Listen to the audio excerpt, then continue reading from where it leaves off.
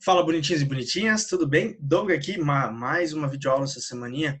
Rapaziada, é o seguinte, essa videoaula ela é simplesmente, como eu falei para vocês, uma revisãozinha, né, dos conteúdos aí que vocês viram nessa segunda parte de bimestre, para que a gente possa, basicamente, dar uma boa revisadinha e tal, uma olhadinha, mas para que vocês saibam aí os tópicos básicos que vão estar na sua provinha desta sexta-feira, certo? Então vamos lá, gente. Vamos dar início aí a essa partezinha, conversando com vocês sobre tudo que vai cair na prova, tá? Bom, de início, o que vai aparecer na sua prova, certo? Com certeza aí eu vou colocar a parte introdutória da óptica para vocês. O que é a parte introdutória da óptica? A questão da luz visível, né, os comprimentos de onda, só que é uma informação. Não vou cobrar de vocês, por exemplo, qual é o comprimento de onda da luz visível? Não, tá entre tanto e tanto. Não vou cobrar isso de vocês, né, gente? Mas o que vai ser cobrado aí? Por exemplo, a relação de fonte de luz pontual e fonte de luz extensa, né? Onde a fonte de luz pontual, basicamente, é uma fonte de luz muito pequena se comparada com o obstáculo, tá? E uma fonte de luz extensa é uma fonte de luz muito grande se comparada ao obstáculo, certo? Então, aí, como outros exemplos, a não ser esses que eu coloquei, por exemplo, a lâmpada a pequenininha, né, que a gente chama de lâmpada incandescente, e a lâmpada fluorescente, que é aquele tubo comprido, né? A incandescente a gente pode considerar quase como uma lâmpada, como uma fonte de luz pontual. Já a incandescente, ela vai ser extensa porque ela é bem grande, né? Mais uma coisa que não coloquei aqui é a relação de ser uma fonte de luz primária e uma fonte de luz secundária, né, gente? O que é uma fonte de luz primária? É uma fonte de luz que produz a sua própria luz. E uma fonte de luz secundária é uma fonte de luz que reflete a luz, né? Tipo, por exemplo, fonte de luz primária, o Sol produz a sua própria luz. Fonte de luz secundária, a Lua, por exemplo, né? Por que a Lua, gente? Porque à noite a Lua reflete a luz do Sol. Ela não brilha sozinha, né? Ela precisa ter a luz do Sol para brilhar também, beleza? Questão de feixe de luz, pessoal, a gente saber que a gente tem feixe de luz convergente, ou seja, que convergem para o mesmo ponto, divergente, que divergem de um mesmo ponto, e paralelos, né? Essa luz ela pode ser monocromática, uma cor só, ou policromática, várias cores, né? E os meios de propagação, gente. Transparente, translúcido e... transparente. Luz passa sem sofrer desvios. Translúcido, ela passa só que sofrendo alguns desvios. Então, no transparente, você tem a formação da imagem tranquilamente ali, de um lado para o outro daquele meio. Já na translúcido, como ela sofre algumas mudanças de percurso, você vê alguma imagem borrada, ou coisa desse tipo. E o meio opaco, a luz não passa, né, pessoal? O meio opaco é o meio onde a luz reflete e acaba não passando, tá? Velocidade da luz, pessoal, ela é uma constante, certo?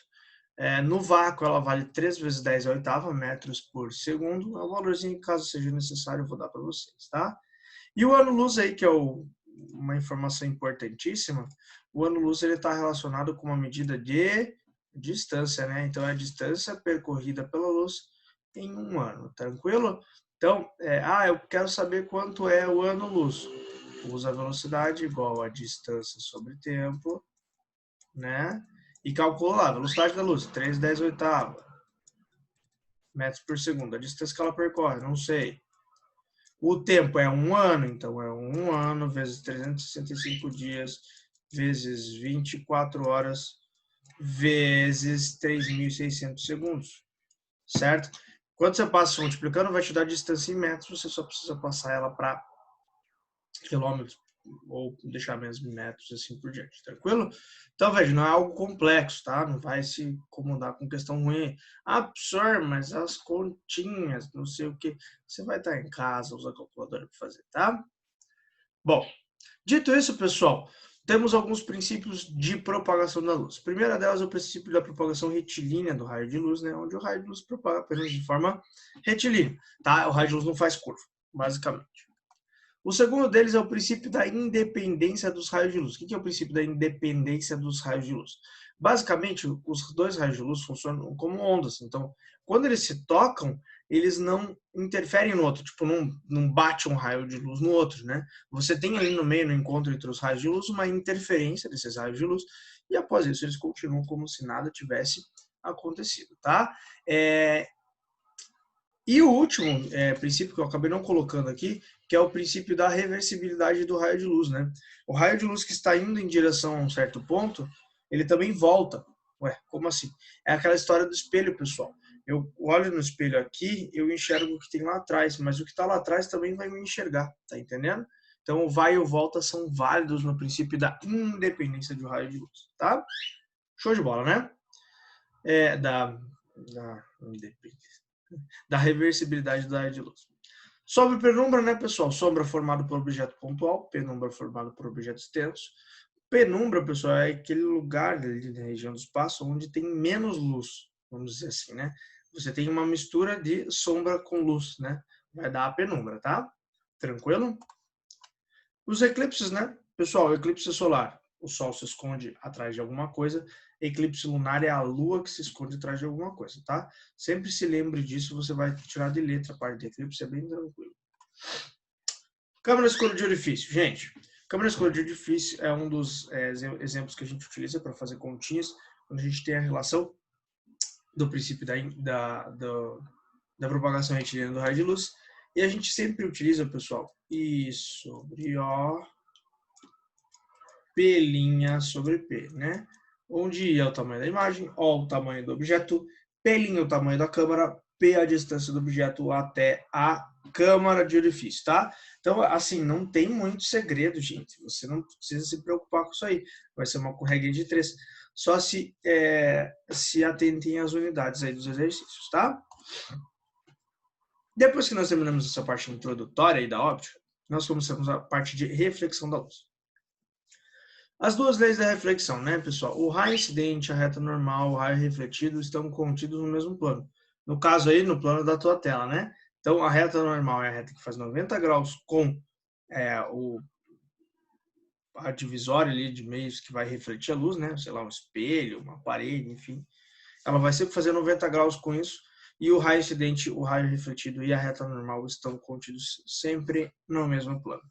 E o ângulo de incidência tem a mesma medida do ângulo de reflexão. Sempre? Sempre. I igual a R sempre na reflexão, tá? Aqui vai ser mais brincadeirinha com ângulos, caso caia algum exercício como esse, tá? Espelhos planos, pessoal. Como é que funciona o espelho plano? A gente tem algumas maneiras de cobrar espelho plano de você. A primeira é a construção da imagem em um espelho plano. Como é que eu construo a imagem em um espelho plano, pessoal? Eu sei que a distância do objeto até o espelho plano é a distância do espelho plano até só a imagem, tá? O espelho plano é sempre simétrico, como eu costumo dizer. Então, gente, quando você pega uma distância, um objeto qualquer ali, P, a distância dele até o espelho plano, aqui, ó, é sempre a mesma distância até a sua imagem. Se aqui é D, aqui é D, né? Então, você faz isso, você prolonga ele e coloca lá uma distância sempre D, tá? Então, é simples, não tem nada muito complexo de fazer isso. Se for um corpo extenso, você vai fazer ele ponto a ponto, né? A imagem vai ser o que a gente chama de imagem enantiomorfa, tranquilo? O que vai ser? Você vai pegar ali, por exemplo, a imagem do ponto P, a imagem do ponto A, a imagem do ponto N, vai fazer a imagem do corpo parte a parte e vai formar a imagem, tá? Sempre vendo que a distância do objeto até o espelho plano é a distância do espelho plano até a sua imagem. E para desenhar o campo visual, pessoal, é bem simples, né? Você tem lá um certo objeto que você quer ver aqui, ó, tá? Você vai prolongar o espelho até onde for e vai fazer a distância do objeto até o espelho plano, a distância do espelho plano até a sua imagem. Lá é formada a imagem, olhinha aqui embaixo. Legal? Feito isso, você liga de olhinha até os extremos do espelho. O que tiver dentro dessa parte aí vai ser enxergada pelo observador. Tranquilo? Belezura, né? Translação de espelho plano. Como é que funciona a translação do espelho plano? Pessoal, translação do espelho plano nada mais é do que uma movimentação do espelho plano, né?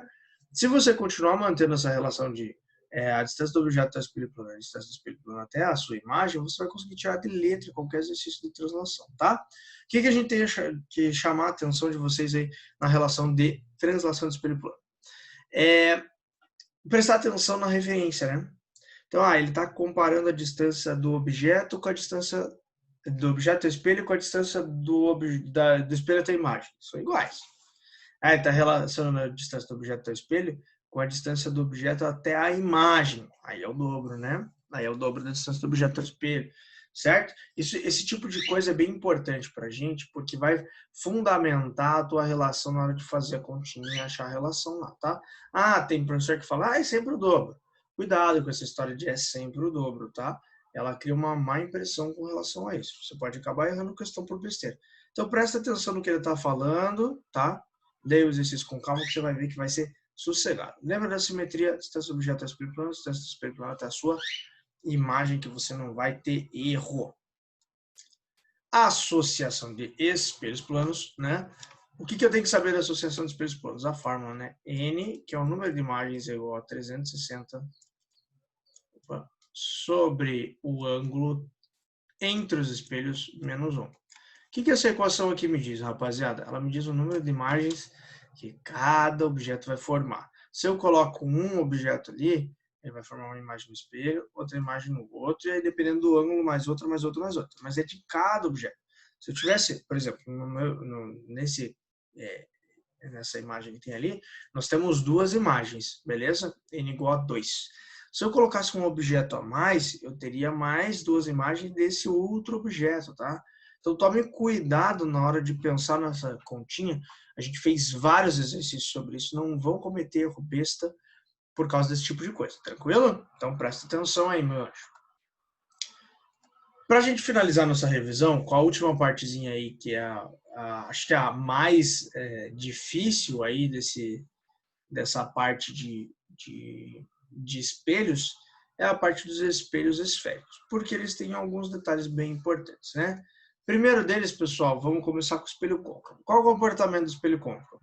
Ele converte os raios de luz para um mesmo ponto, né? Esse ponto a gente chama ele de foco, tranquilo? Então, o espelho côncavo ele utiliza o foco, a relação de convergência. Já o espelho convexo ele usa a relação de divergência, né? Lembre-se, espelho côncavo é a parte interna que está espelhada, espelho convexo é a parte externa que está espelhada, tá? Tome cuidado aí com esse negócio. E aí, a partir disso, pessoal, a gente começou a estudar esses espelhos e vimos os elementos deles, né? Todo espelho, seja ele côncavo ou convexo, tem os três pontos principais ali, o vértice, o foco e o centro de curvatura, né? Lembre-se, a distância do centro até o vértice é o que a gente chama de raio de curvatura. E o foco, que é a distância do foco até o vértice, é sempre metade desse valor, tá? O R sempre é 2 vezes F, ou o F é 2 vezes R sobre 2, tá? Então, seja no espelho côncavo ou no espelho convexo, é válido essa mesma relação. Só cuidado que o espelho convexo acaba sendo ao contrário, né, gente? Tem que se tomar aquele cuidadão grandão aqui, ó. Que quando você vai desenhar retíssimo o espelho convexo, ele também tem lá, né, vértice.